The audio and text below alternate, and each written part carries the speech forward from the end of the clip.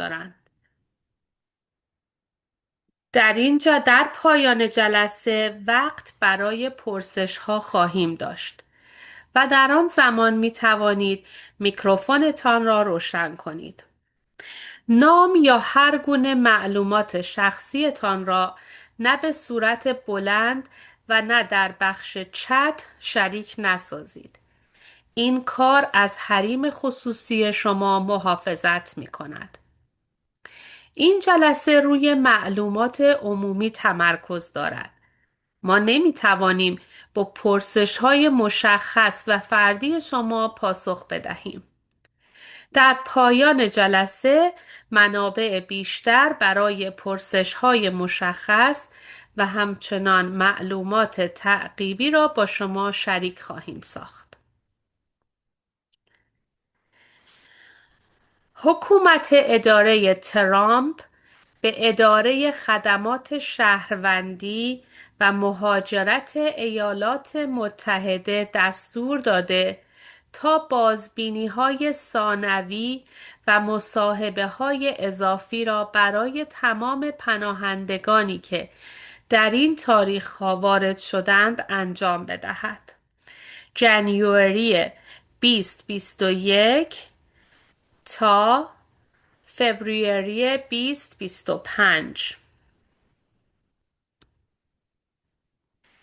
اداره ترامپ همچنین از اداره خدمات شهروندی و مهاجرت ایالات متحده USCIS خواسته است تا بررسی تمام درخواست‌های ارائه شده برای اقامت دائمی گرین کارت پناهندگانی را که در این تاریخ‌ها وارد ایالات متحده شده اند متوقف سازد. ژانویه 2021 فوریه 2025. در این عملیات اضطراری که برایتان توضیح می دهم، افرادی که به ایالات متحده آمریکا آمده‌اند ممکن است وضعیتشان از طریق بررسی‌های جدید پیشینه، مصاحبه‌های دوباره و یا بازبینی‌های امتیازی مورد ارزیابی مجدد قرار بگیرد. فرقی نمی کند که آنان به صورت قانونی وارد شده باشند یا غیر قانونی.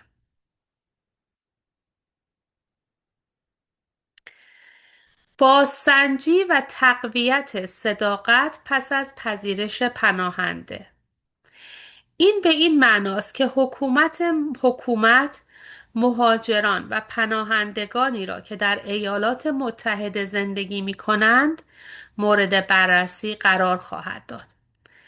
ممکن است شما کسی را بشناسید که دوباره مصاحبه شده باشد، اما این به آن معنا نیست که شما نیز حتما دوباره مصاحبه خواهید شد.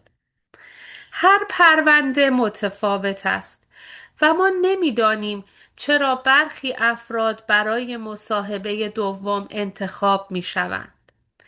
اما افزایش فعالیت‌های اداره آیس در شهرهای دیگر می‌تواند به این معنا باشد که فعالیت‌های آیس در شهر پیتسبرگ و اطراف آن نیز افزایش یابد. آنچه باید درباره مصاحبه‌های بازسنجی در بازداشتگاه آیس بدانید. اگر شما توسط اداره آیس بازداشت شوید، ممکن است دوباره در مورد دوسیه پناهندگیتان مورد پرسش قرار بگیرید. حتی اگر قبلاً گرین کارت گرفته باشید یا برای آن درخواست داده باشید. اگر به زبان انگلیسی خوب صحبت نمی کنید، حق دارید که مصاحبه به زبان خودتان انجام شود. اگر وکیل دارید باید به آیس اطلاع بدهید. اگر شماره تماس وکیلتان را همراه داشته باشید ممکن است بتواند از طریق تلفن در مصاحبه حاضر شود. اگر در جریان مصاحبه احساس راحتی نکنید، ممکن است بتوانید بگویید که با انجام مصاحبه موافق نیستید. در حال حاضر بسیاری از جزئیات این روند نامشخص است و یا حتی تغییر می کند. دانستن اینکه اگر با مصاحبه موافق نباشید چه اتفاقی می افتد دشوار است. در جریان مصاحبه دوباره ممکن است از شما پرسیده شود که چرا کشور خود را ترک کردید یا چرا از برگشتن می ترسید. این پرسش ها ممکن است مشابه پرسش هایی باشد که هنگام مصاحبه در خارج از کشور از شما پرسیده شده بود. شما باید مانند قبل با صداقت و دقت پاسخ دهید.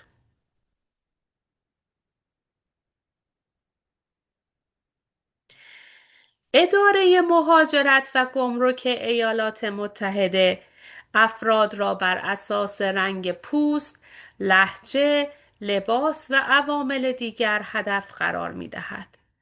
ممکن است شما به عنوان پناهنده وارد شده باشید و گرین کارت داشته باشید، اما تنها به دلیل لهجه یا عوامل دیگر پلیس آیس شما را بازداشت کند. برنامه اضطراری. در حال حاضر تمام مهاجران بدون در نظر گرفتن وضعیتشان در خطر بازداشت یا اخراج قرار دارند و باید یک پلان اضطراری داشته باشند. پلن اضطراری برنامه است که کمک می کند از خودتان، خانوادهتان، امور مالیتان، خانهتان و دارایی هایتان در صورتی که با بازداشت یا اخراج مواجه شوید محافظت کنید. ساختن یک پلن اضطراری به این معنا نیست که شما حتما توسط پلیس آیس بازداشت خواهید شد. داشتن یک پلان یک اقدام احتیاطی است که کمک می کند خانواده و عزیزانتان در صورتی که شما بازداشت یا اخراج شوید بتوانند به درستی واکنش نشان دهند. این کار کمک می کند تا ترس و سردرگمی برای خودتان و دیگران کاهش یابد. شما باید 1 تا 2 نفر را در نظر بگیرید که بتوانند به تماس‌ها پاسخ دهند و به عنوان تماس اضطراری عمل کنند.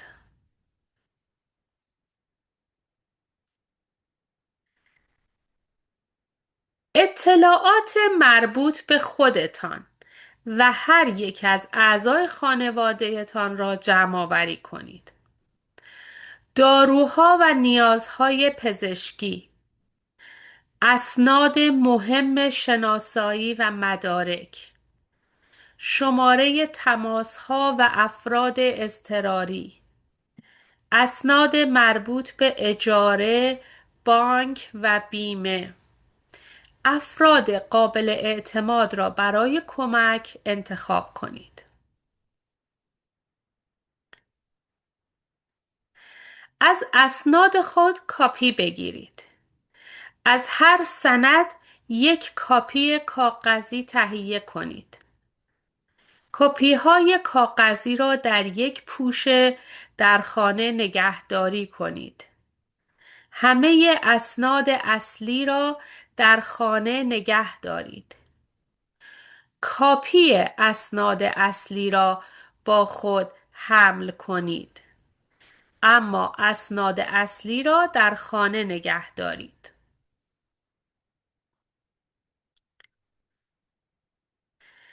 برای خانواده خود یک پلن تهیه کنید. یک مراقب یا فرد قابل اعتماد با وضعیت مهاجرتی پایدار و ثابت انتخاب کنید. درباره خواسته‌های خود برای کودکان و یا بزرگسالان وابسته با او صحبت کنید و آن را به صورت نوشتاری ثبت کنید. معلومات تماس اضطراری مکتب را بروز کنید. با مکتب کودک خود درباره تعیین یک تماس اضطراری صحبت کنید. گرفتن پاسپورت برای کودکان را در نظر بگیرید. با یک وکیل درباره گزینه‌های سرپرستی یا قیومیت مشورت کنید.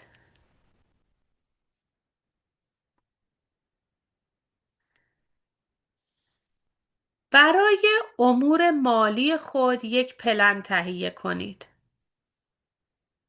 تصمیم بگیرید چه کسی می‌تواند به پول شما دسترسی داشته باشد. مطمئن شوید که کرایه خانه و مصارف قابل پرداخت باشد. تعیین وکالتنامه می‌تواند کمک کند. با یک وکیل صحبت کنید تا ببینید آیا این گزینه برای وضعیت شما مناسب است یا نه. معلومات خود را فقط با افراد قابل اعتماد شریک بسازید. تا الان در مورد امور مالی و امور خانوادگی صحبت کردیم. حالا در مورد خانه صحبت می کنیم که چه پلن اضطراری برای خانه داشته باشید. بازداشت شما قرارداد خانه یا کرایه یا لیز شما رو لغو نمی‌کنه. صاحب خونه اگر بخواهد شما رو اخراج کنه باید از قانون پیروی کنه. صاحب خانه یا لندلورد نمیتونه در رو به روی شما قفل کنه یا شما رو بیرون کنه یا وسایلتون رو بیرون بگذاره. اما به یک فرد قابل اعتماد اجازه بدید که کرایه را پرداخت کنه و یا با صاحب خانه صحبت کنه. از کلیدهای خودتون کپی بگیرید و اونها رو با افراد مورد اعتماد خودتون شریک سازید.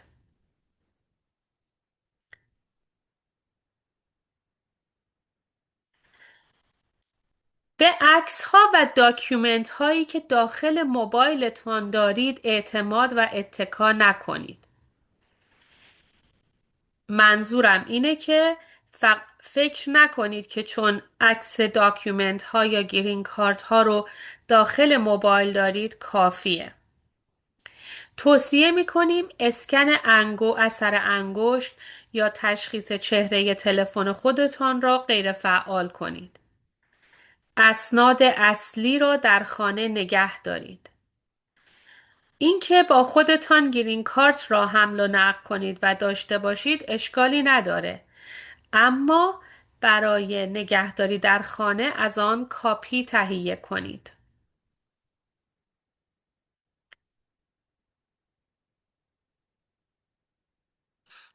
اگر وضعیت مهاجرتی معتبر دارید، منظورم این است که گرین کارت دارید، از آنها کپی بگیرید و همراه خود داشته باشید.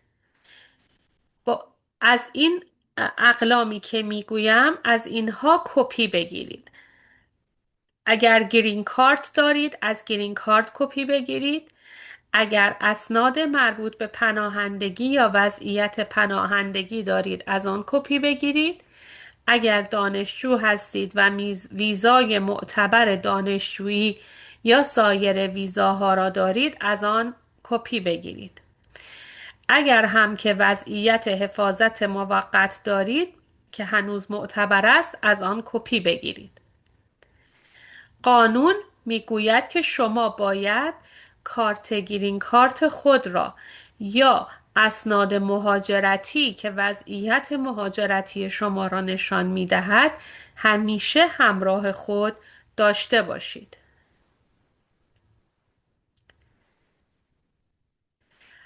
اگر وضعیت پناهندگی دارید و رفیوجی استاتس دارید، از اسناد اضافی و تمام مدارک کپی بگیرید.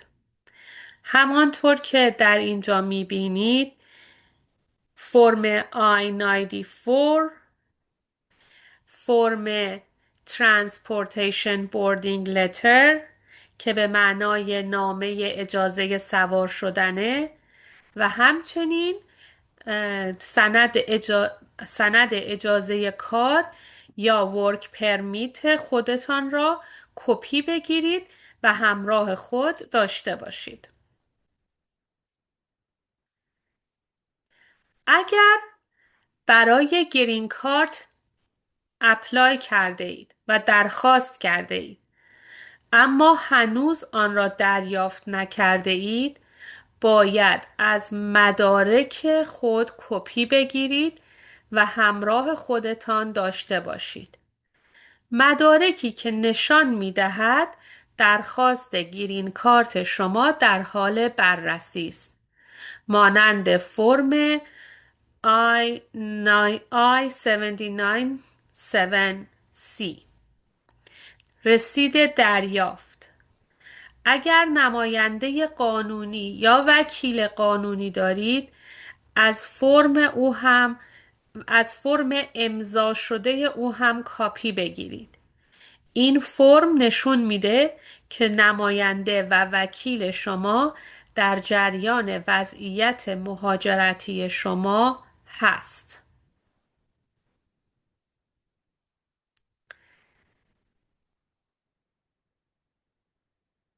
اسنادی که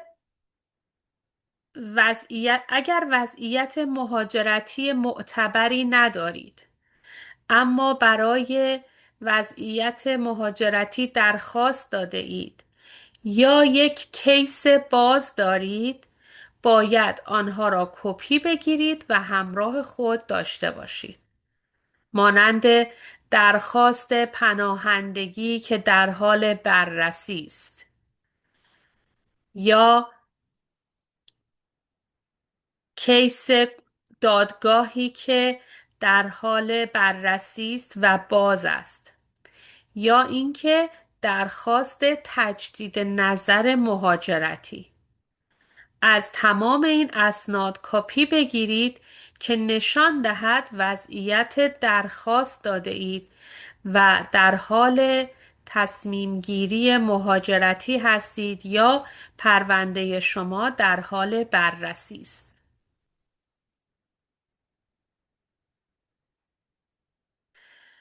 اگر بدون مدرک هستید یا وضعیت مهاجرتی شما منقضی شده و از زمان آن گذشته، اما حداقل 2 سال در آمریکا در ایالات متحده زندگی کرده اید، باید از آنها کاپی بگیرید و همراه خود داشته باشید. مثلا قرارداد کرایه خانه یا اسناد مکتب اطفال یا اسناد کلیسا یا نامه‌هایی که به خانه شما ارسال شده همراه با مهر پست که زمان ارسال را نشان دهد، یعنی که نشان دهد شما 2 سال است که در آمریکا زندگی کرده اید. هر مدرکی که آدرس شما را در آمریکا و تاریخ زندگی شما را در آمریکا نشان دهد. اگر بازداشت شدید، مدرکی ارائه دهید که نشان دهد حداقل 2 سال در اینجا زندگی کرده اید. این مدرک می تواند شما را از اخراج سریع محافظت کند و به شما فرصت دیدن قاضی را می دهد. اما اگر نتوانید ثابت کنید که بیش از 2 سال در ایالات متحده زندگی کرده اید، ممکن است بدون اینکه فرصت دیدن قاضی را داشته باشید، اخراج یا دیپورت شوید. یک نکته یادآوری: اگر بازداشت نمی‌شوید، خاموش بمانید و سکوت کنید.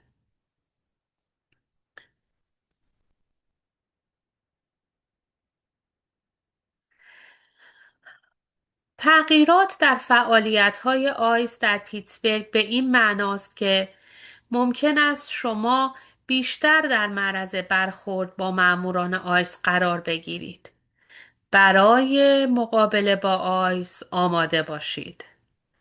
اما نکته مهم: شهروندان و هم غیر شهروندان حقوقی دارند. در ادامه به حقوق شهروندان و غیر شهروندان می‌پردازیم.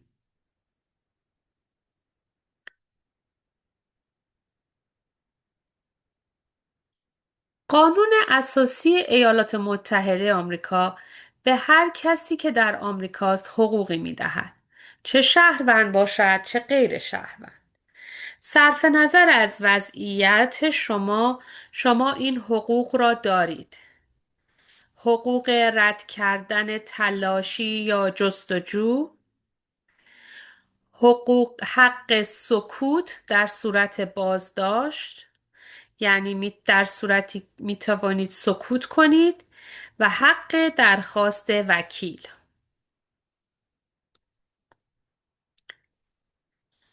اگر با پلیس آیس روبرو شدید، کارت های سرخ، قرمز یا همین رد کارت هایی را که در عکس می بینید با خود داشته باشید. تمام اعضای خانواده خود را تشویق کنید که این کارت های سرخ را با خود نگه دارند و به آنها یاد بدهید که چطور از آنها استفاده کنند.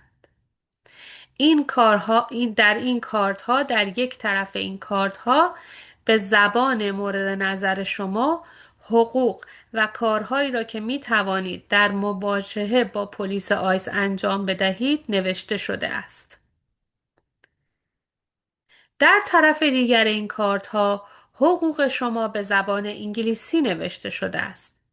هنگام برخورد با آیس انتظار می رود که کارت را به مأمور بدهید. بنابراین چند کارت اضافی همراه خود داشته باشید. این کارت سرخ را از زیر در یا از طریق پنجره بدهید. در را باز نکنید.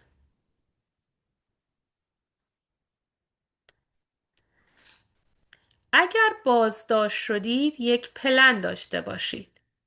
پلن اضطراری: یک پوشه با تمام اسناد مهم خود آماده داشته باشید تا به مخاطبهای اضطراری شما اطلاع داده شود. کاپی پلن اضطراری خود یا کلیدهای خانه را با افراد قابل اعتماد شریک بسازید. کارت‌های قرمز را با خود حمل کنید. در تصویر یک اپلیکیشنی می‌بینید به اسم Ready Now. این یک اپلیکیشن هست که در صورتی که آن را دانلود کنید و اگر توسط پلیس آیس دستگیر شدید، به مخاطبین شما خبر می‌دهد. همچنین به JFCS خبر می‌دهد. این شماره JFCS را 5023514412 در مخاطبان اضطراری خود اضافه کنید که در صورتی که دستگیر شدید به JFCS خبر داده می شود.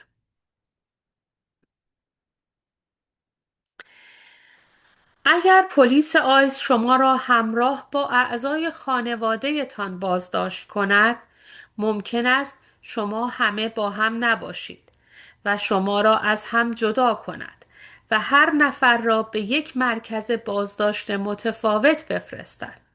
همچنین ممکن است شما را بیشتر از یک بار منتقل کند و گاهی به ایالت‌های دور از محل زندگیتان بفرستد. وسایل شما از جمله اسناد شناسایی شما گرفته خواهد شد. به خاطر همین شماره‌های مهم تلفن خود را حفظ کنید و کاپی اسناد خود را برای یک فرد قابل اعتماد بفرستید. اگر از قبل وکیل ندارید، می توانید از داخل مرکز بازداشت درخواست لیست وکلای رایگان را درخواست دهید. حتما واضح بگویید که می خواهید با وکیل صحبت کنید و درخواست دسترسی به تلفن او را بدهید. از داخل مراکز بازداشت هم می توانید با این شماره 9233 تماس بگیرید تا به خدمات حقوقی وصل شوید. اگر بازداشت شدید، خدای نکرده، خانواده شما می تواند شما را به صورت آنلاین از طریق وبسایت جستجو کند. این وبسایتی هست که در صورتی که کسی از خانواده بازداشت شود، می شود از این طریق او را پیدا کرد. ولی در صورتی است که شماره نامبر او را و کشوری که در آن متولد شده و همچنین نام قانونی کامل و تاریخ تولد باید وارد شود. دوباره تکرار می کنم. نامبر، کشوری که در آن متولد شده، نام قانونی کامل و تاریخ تولد. از این طریق شما متوجه خواهید شد که به کدام مرکز آیس منتقل شده. اقدام بعدی: تمام معلوماتی را که امروز دریافت کردید مرور کنید. در ادامه یاد میگیریم که حکم قضایی آیس چگونه است. سندهای مهمی را که لازم است جمع‌آوری کنیم و معلومات را یادداشت کنیم. یک پلن تهیه کنید و آن را با عزیزانتان شریک سازید. اپلیکیشن ردی ناو رو اپلیکیشن را نصب کنید. ویدیویی که در وبسایت JFCS هست با عنوان چگونه در زمان افزایش پلیس آیس افزایش فعالیت‌های پلیس آیس ایمن بمانیم را تماشا کنید. معلوماتی را که در وبسایت JFCS با عنوان حقوق خود را بشناسید مرور کنید و یاد بگیرید که چگونه در صورت مواجهه با آیس چه عملی باید انجام دهیم. این نمونه یک حکم قضایی است. به این تصویر دقت کنید. قسمت‌هایی را که می‌بینید اگر چنین حکمی را دیدید، به قسمت‌هایی که به شکل قرمز علامت زده شده توجه کنید.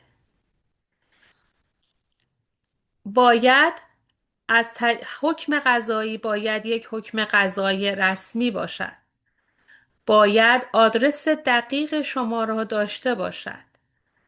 باید گفته باشد که در چه حوزه‌ای توضیح داده باشد که در چه حوزه‌ای به دنبال شماست و در انتها حکم قاضی را امضای قاضی باید در انتهای آن باشد.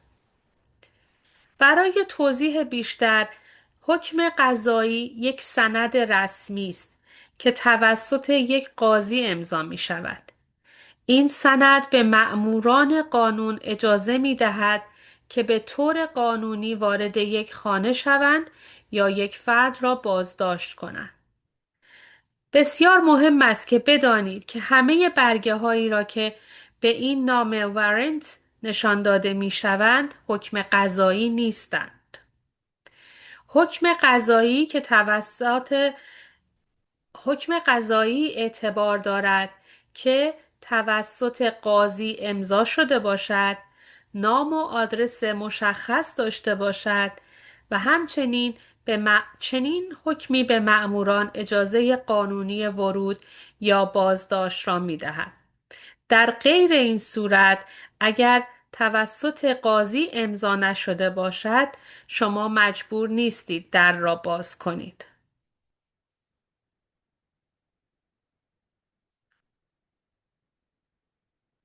در اینجا به مدارکی که باید آماده کنید و آنها را نگهداری کنید اشاره شده است. مدارکی مربوط به خانواده مثل پاسپورت، گواهی تولد، گواهی ازدواج و اگر کرگیور هستید مدارک اون، مدارک مربوط به موقعیت مهاجرتی، ای نامبر و همچنین مدارک مالی، مدارک مربوط به گواهی نامه و سوشال سکیوریتی و همچنین مدارکی که مربوط به اطفالتان است. این فرم ها در صورتی که در پایان این مطلب به شما خواهم گفت در صورتی که درخواست بدهید این فرم ها برای شما ارسال می شود. همینطور که در این فرم می بینید این فرم هم تمام اطلاعات اطفال شما رو می توانید در آن وارد کنید. برای هر کودک خود یک فرم جداگانه کپی بگیرید و اون رو در خانه نگه دارید. اونها رو پرینت بگیرید و تمام اونها رو پر کنید و به تعداد هر کدام از اطفالتان یک فرم پرینت بگیرید. مثلا اگر 4 فرزند دارید 4 فرم از این را پرینت بگیرید و همه را پر کنید. همینطور این فرم اطلاعات مخاطبان اضطراری شما در این فرم هست. از آن هم در صورتی که در صورتی که مایل باشید برای شما ارسال می شود و تمام اینها را پر کنید و در خانه نگه دارید و یا به افراد قابل اعتماد خودتان بدهید. همچنین اطلاعات پزشکی خودتان و اطلاعات سلامت و اطلاعات دارویی خودتان را هم در این فرم پر کنید. مسئله دیگری که می‌خواهیم در مورد آن صحبت کنیم مسئله خانه شماست. اینکه آیا اگر شما دستگیر شدید آیا خانه شما از شما گرفته می شود؟ مهم این است که اسناد مهم خانه را جمع کنید و همه را کپی بگیرید، مثل قرارداد اجاره و مدارک هویتی. یک فرد قابل اعتماد تعیین کنید که پرداخت کرایه خانه و مدیریت خانه را به عهده بگیرد. کلیدهای اضافی را به افراد مطمئن بدهید. شماره‌های مهم را حفظ کنید. مطمئن شوید کرایه خانه و بیل‌ها پرداخت می شود. حقوق خود را بدانید. صاحب خانه نمی تواند بدون قانون شما را از خانه بیرون کند.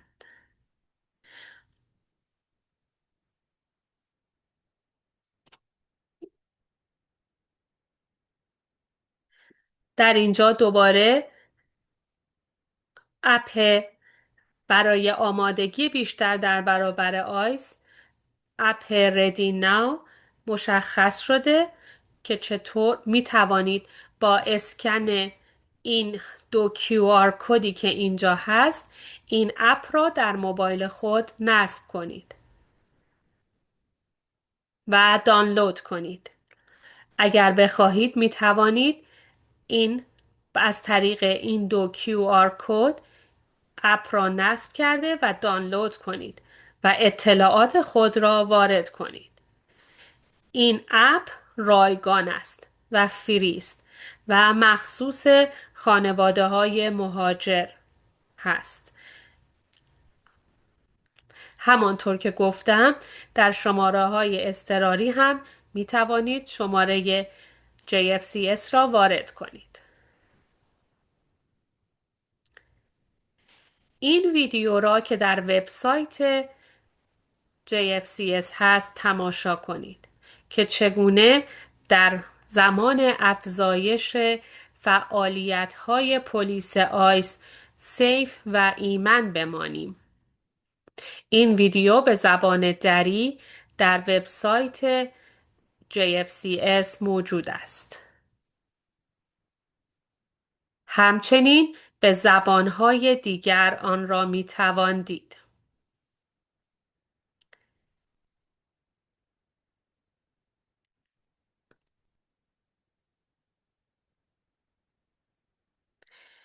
یاد بگیرید که اگر در شرایط مختلف با پلیس آیس روبرو شوید چه کارهایی باید انجام دهید.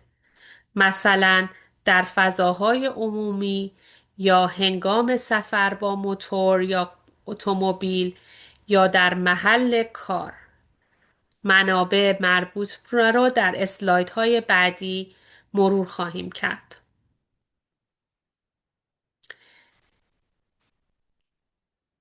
همچنین در قسمت منابع وبسایت JFCS می توانید فلایرهایی را که مربوط به حقوق شما هست به زبانهای مختلف و همچنین به زبان دری ببینید.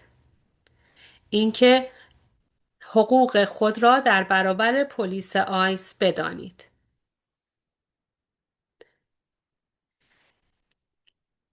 یک منبع دیگری که بسیار میتوان به آن اتکا کرد و از آن کمک بگیرید حتی اگر برای پر کردن فرم ها یا برای دانلود اپلیکیشن کمک لازم داشتید این است که می توانید با آیزک تماس بگیرید.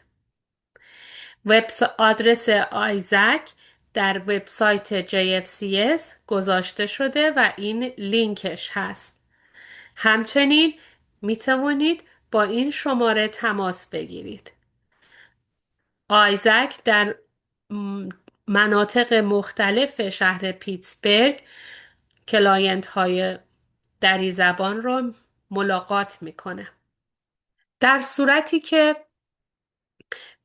به دلیل شرایط روانی و روحی بدی که برای شما به خاطر پلیس آیس اتفاق افتاده می توانید با پروگرام آپستریت تماس بگیرید.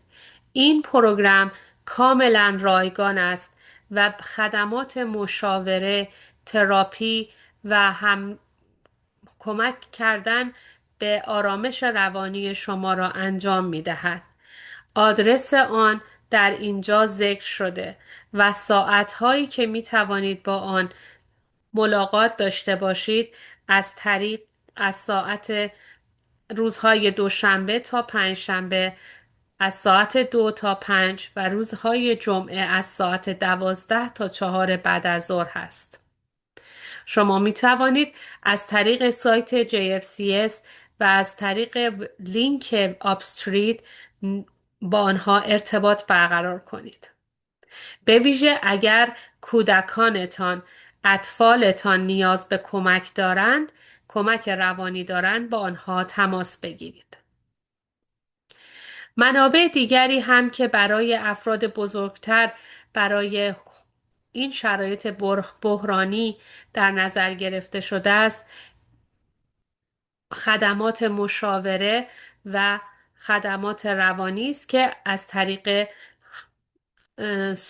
افرادی رو که توی این شرایط بحرانی قرار دارند ساپورت و حمایت میکنه و با آنها جلسات مشاوره و گفتگو برگزار میکنه. همینطور که میبینید اطلاعاتش در پایین صفحه هست. این خدمات هم برای بزرگسالان، هم برای نوجوانان و هم برای تمام عزیزان شماست. همچنین در صورتی که وکیل ندارید و نیاز به کمک وکیل دارید می توانید با بخش حقوقی JFCS تماس بگیرید. شماره بخش حقوقی را در روی صفحه می بینید. اگر آنها نتوانند به شما کمک کنند یا شما را به عنوان کلاینت بپذیرند، از طریق پست یا ایمیل یا تلفن لیست وکلایی را برای شما میفرستند که میتواند به شما کمک کند. اگر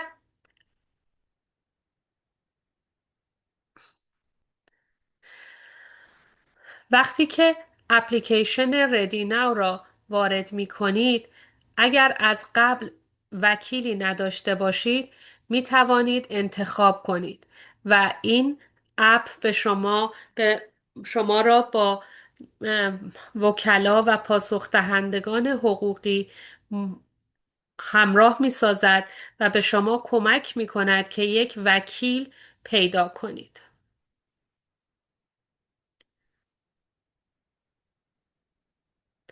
در صورتی که در شرایط نیاز به مواد غذایی و گروسری هستید می توانید با فود پنتری JFCS در اسکور هیل تماس بگیرید.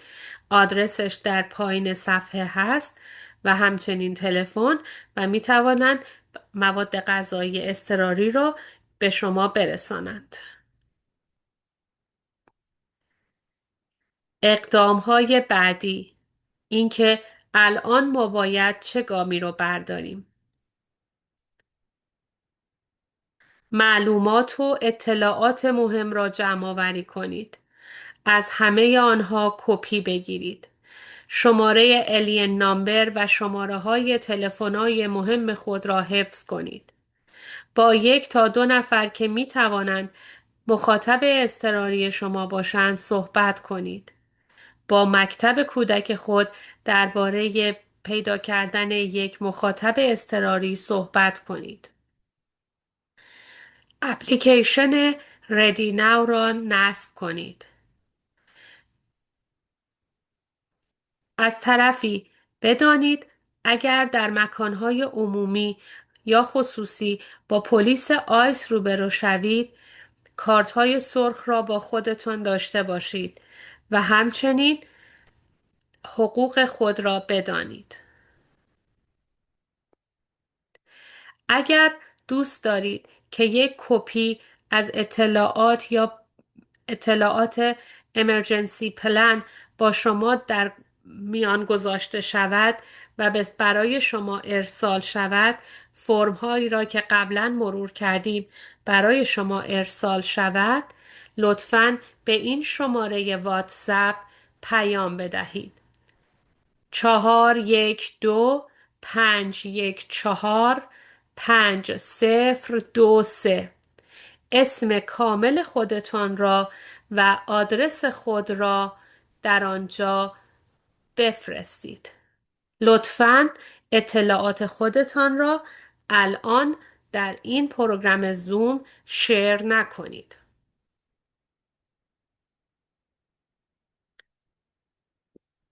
اگر برای نصب اپلیکیشن ردی ناو کمک لازم داشتید با آیزک تماس بگیرید. ساعتهایی که آفیس آورای آیزک را در این وبسایت می توانید ببینید. در صورتی که سوالی دارید می توانید اینجا خود را آنمیوت کنید و سوال خود رو مطرح کنید.